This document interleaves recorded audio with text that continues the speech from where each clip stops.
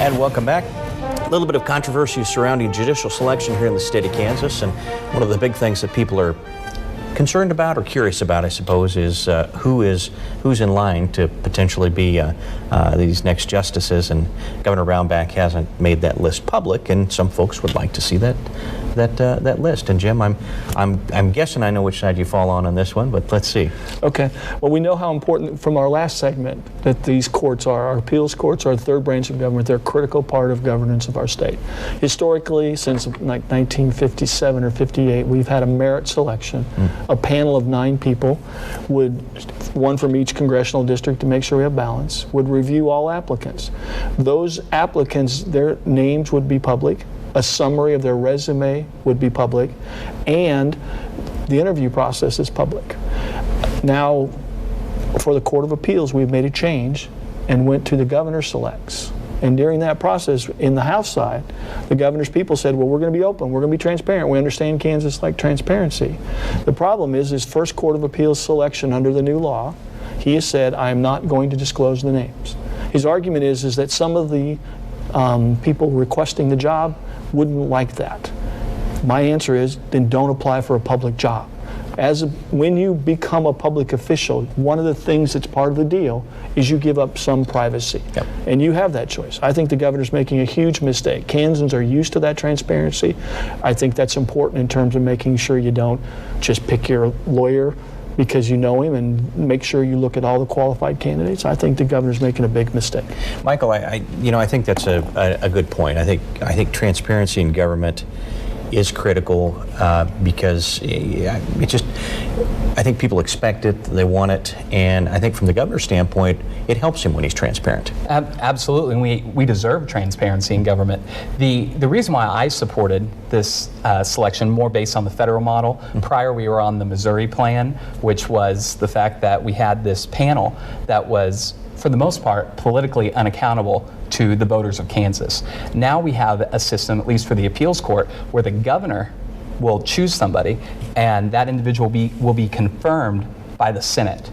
So these individuals will be confirmed by elected officials who are responsible and politically accountable to make sure that the governor picks someone that is not only capable, but also somebody that'll be a qualified and strong advocate for Kansans on the appellate court. And that to me is the most important thing, and it does base it more on how the federal model But why works. Can't we know who we're looking at here? Well, I think there's an argument, and the federal model has this as well, and the American Bar Association supports the fact that people up for a federal judgeship, that their names be kept confidential. You have individuals that are working for law firms that if they find out that they have one of their attorneys trying to get placed on the Supreme or the appeals court or whatever, they could lose clients, they could lose their job ultimately, and it just keeps that whole segment of the argument as far as the privacy of that individual to not tell the public, I'm trying to get placed on this, allow the governor to choose somebody who's qualified, and allow the Senate to confirm it without somebody being affected adversely in their professional life. Russell? I actually kind of think that this is a procedural issue that'll be hammered out to most people's satisfaction, as the law goes into effect over the next, several years, and we become used to how this is going to work with the new powers that Kansas governors have. The argument about whether this federal model is more appropriate to Kansas over the model that we'd had for a half century before that, that's a serious argument. And even though it seems to have been settled in the legislature, I don't think that we should necessarily, shut down the issues involved in that. As for the question about the identity of these candidates, well, Michael is correct that there might be a variety of reasons why the names aren't being publicly released. But at the same time, if you take a look at how things things operate on the federal level, it's well understood that there are certain criteria that are going to be considered whenever anyone looks at a candidate for a particular position. And people draw up these lists. Journalists do. Lawyers do. These things get discussed in back rooms. These things get leaked to the press. People are very aware of who might potentially be called to a circuit court or to the Supreme Court. And it doesn't have to require the executive to officially release the names.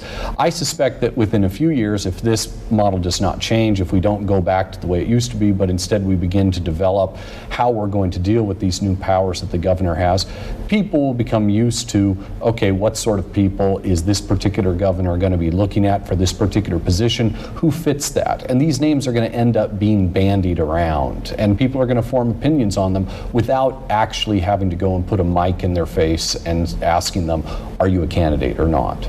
Yeah. Jim, you had a couple quick thoughts? First of all, the governor does select under the merit system. The 3 names go to the governor. The governor is ultimately responsible. For 50 years, no governor's come up and said, I'm not getting good names. This merit panel's not giving me qualified names. It's only when the Brownback Revolution came and he wants to control the 3rd branch of governor.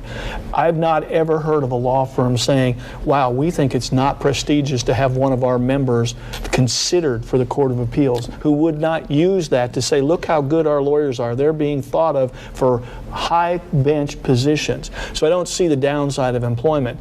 The key thing is I understand that. I'm a public official. I understand that loss of privacy. No one likes that, but it's part of the deal. If you want to serve the public, you have to turn over information so that they can review your credentials. Public transparency, you never get in trouble with more transparency. Michael, we've got about a minute left. Sure. Well, when the governor does get the 3 names, under the old system and currently for the Supreme Court, because we didn't change that. Yep. If he doesn't like any of those 3, he doesn't get another batch of 3, then that panel will pick. So the governor won't have accountability over that choice. The other thing I wanted to bring up is that Sam Brownback, if you'll remember, as a U.S. Senator, was one of the key opposition leaders in the Republican Party to stop Harriet Miers, who was President Bush's choice. So Governor Brownback has a history of doing the right thing when it comes to picking judges. He did it while a U.S. Senator, and I have full confidence he's going to do it as he's the governor currently and in his next term. All right, guys, we do have to take a break. When we come back, we'll talk about the KAKE Economic Freedom Campaign that's starting here in the Wichita area. We'll be right back.